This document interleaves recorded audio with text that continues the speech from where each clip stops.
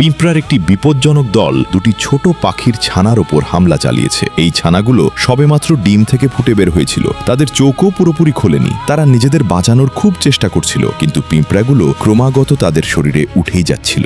দেখতে ছোট হলেও এই পিঁপড়াগুলো খুব বিপজ্জনক। এরা যদি বিপুল সংখ্যায় আক্রমণ করে তবে নিজেদের চেয়ে বহুগুণ বড় প্রাণীরও ক্ষতি করতে পারে। ধীরে ধীরে আরও পিঁপড়া বাসায় ঢুকতে শুরু করলো, আর দুটি ছোট ছানার জীবন ঝুঁকিতে পড়ে গেল। ঠিক তখনই সঠিক সময়ে তাদের মা ফিরে এলো। সে খাবারের খোঁজে বাইরে গিয়েছিল। নিজের সন্তানদের ওপর পিঁপড়াদের ঘেরা দেখে সে সঙ্গে সঙ্গে পিঁপড়াগুলোর ওপর আক্রমণ চালিয়ে দিল।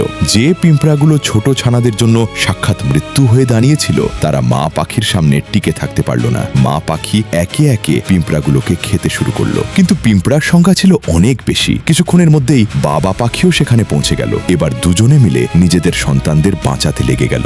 মা বাবার এই প্রচেষ্টার কাছে অবশেষে পিঁপড়ার বিশাল বাহিনী হেরে গেল। ছোট পাখির ছানাগুলো বেঁচে গেল, আর মা বাবা প্রমাণ করে দিলেন যে নিজেদের সন্তানদের জন্য প্রতিটি মা বাবাই একজন বীর যোদ্ধার চেয়ে কম নন। তাই এই মা বাবা পাখির জন্য একটি লাইক এবং চ্যানেলটি সাবস্ক্রাইব অবশ্যই করবেন।